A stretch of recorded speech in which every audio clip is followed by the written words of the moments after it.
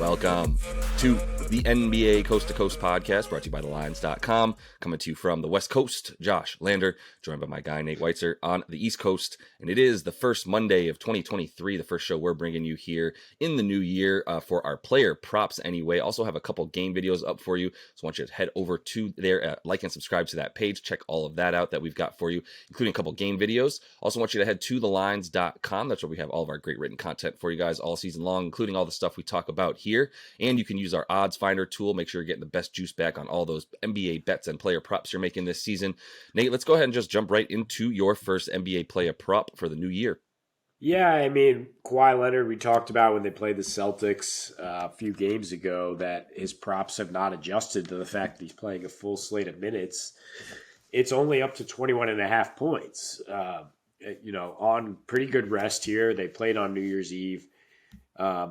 But 21.5 against Miami, I'm not really scared of the matchup, even though Jimmy's a good matchup on Kawhi. Like the last time they played a competitive game together in January 2020, Kawhi had a 33-point triple-double.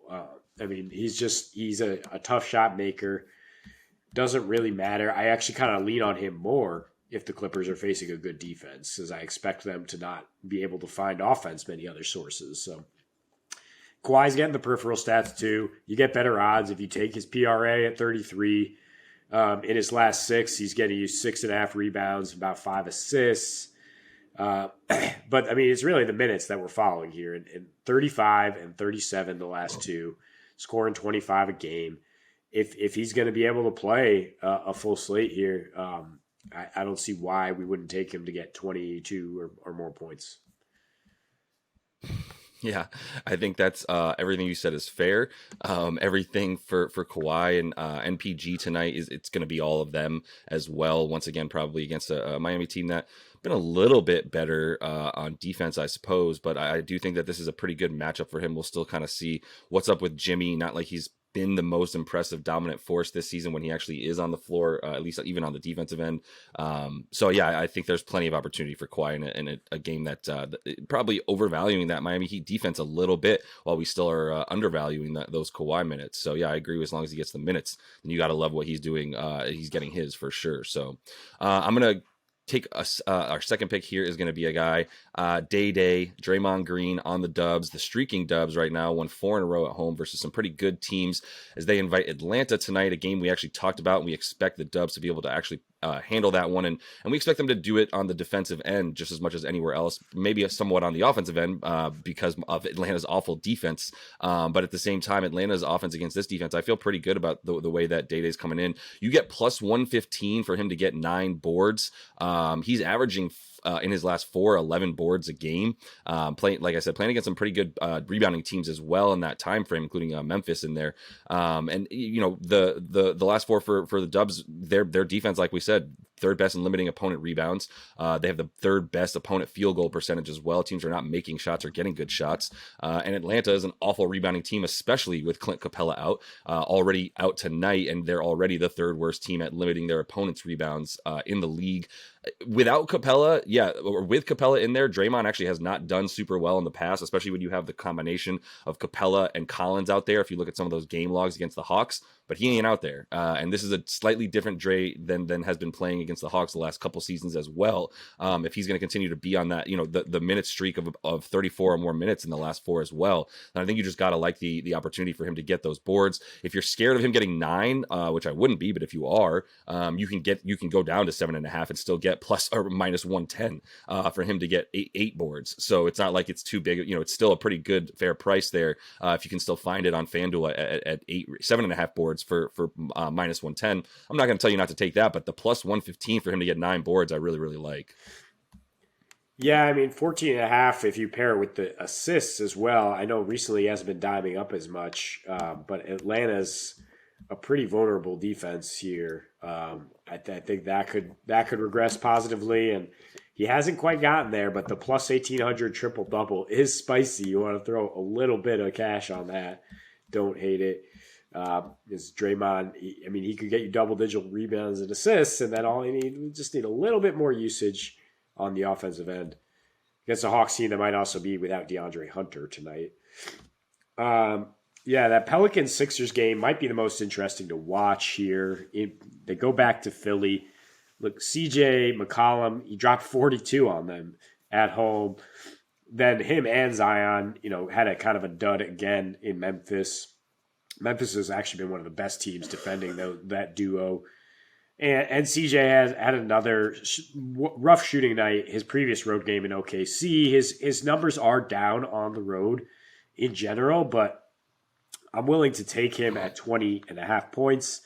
Kind of a theme here between him and Kawhi. They're just like tough shot makers. They will just create offense. Philly's good defensively at home, but that's mostly on the interior. CJ is an excellent mid-range guy who's going to get some great individual matchups with Harden and Maxey out there. His last 9 against a team with Harden on it, averaging about 27 points per game on only a 26% usage rate.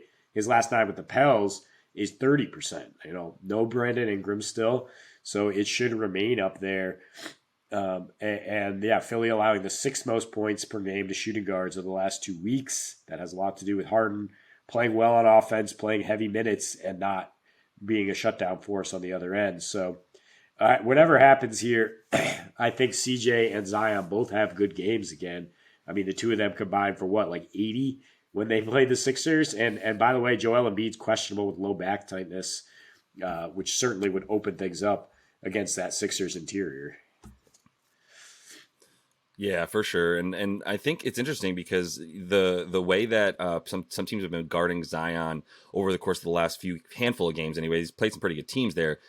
Is having a shorter guy on him and then having a taller guy come over and just be playing free safety, which is how Memphis really was able to lock him up as successfully as anybody's going to be able to do that when you have Jaren Jackson Jr. as your sort of free safety big man coming over, and then a guy like Dylan Brooks guarding Zion everywhere above the free throw line as well. I think that has opened up CJ as well. I think you can expect some pretty decent opportunities for him, especially with BI still out, in the way that he might not be getting the best defensive guard on the other team right now, if that person is sort of trying to hold Zion in check a little bit. So that would be another opportunity for him to sort of see some weaker defenders in this one, and like CJ to continue to roll as he's kind of turned the season around a bit in his last roughly like 6-7 games. So finishing things off with an under on maybe the best player in the league, probably the best offensive player in the league. I don't know. My Joker has something to say about it right now, but KD 28.5 points, still in the MVP conversation, is Mr. Durant. Minus 115 for him to go under though. And we're taking an under on him because they're playing the Spurs. And there's just probably not going to be an opportunity for him to stay in the game if they're dominating the way that we expect them to. I believe the spread is at 15.5. It got as high as 15.5, hovering around there right now. So, in his last 5 versus San Antonio, 23 points a game with still a 28% usage rate. He did play 43 minutes in against them in January last year. But in the previous 4, we're talking about 33 minutes against them because of the blowout factor. And I don't think there's ever been an opportunity for a blowout factor for Brooklyn like they are with the tear that they're on right now. You look at their last roughly like 10 games, and they're actually been playing a ton on the road, but you look at their home games, and any single game that they're really playing, that they're somewhat trying, they're winning by double digits, including against some of the best teams in the league right now. And with San Antonio, the blowout factor is always going to be in play. You look at what KD's done in those last 10 or so, he's averaging just about that, hovering at about 29.5, 30 points. And you look at when he's scoring those points, he's only getting roughly 32 minutes or so a game when he's been playing some of these bad teams you look at, like Atlanta and Charlotte and Detroit, which actually they had a overtime game in that one, but before that he was ready to sit out most of that fourth quarter. So I think they're just going to continue to sit him. You see what they do when he's not, when they don't really need him at the end of the game, if they're already up double digits in the fourth quarter. And I think that just leads you to go, why would he stay in there just to get 29 or 30 points? I think there's plenty of other guys that'll be helping him do that damage, including Kyrie, over the course of the first 3 quarters. And I think you can bank on him not having the time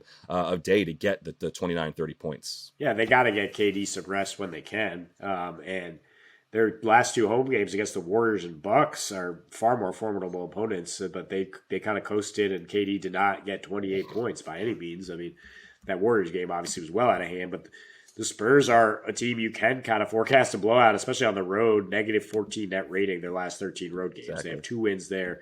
They were kind of predictable, and now they're back to having lost 3 in a row. It's strange that they could give up 130, and we kind of expect that, but not necessarily with KD going off. Like, it's Cam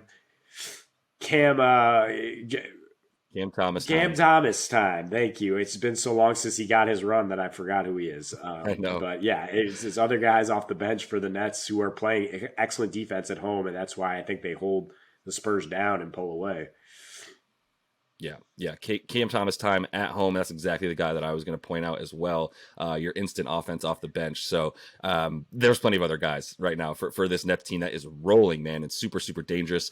Just don't need the 30 from KD tonight. So I think we can expect the minutes to remain at about 30, 32 for him at the most. So that is all the time we have in this one for you, though. Make sure to like and subscribe to that page. Continue to follow along with us. Coming back at you each and every weekday this season. So until we see you next, happy betting.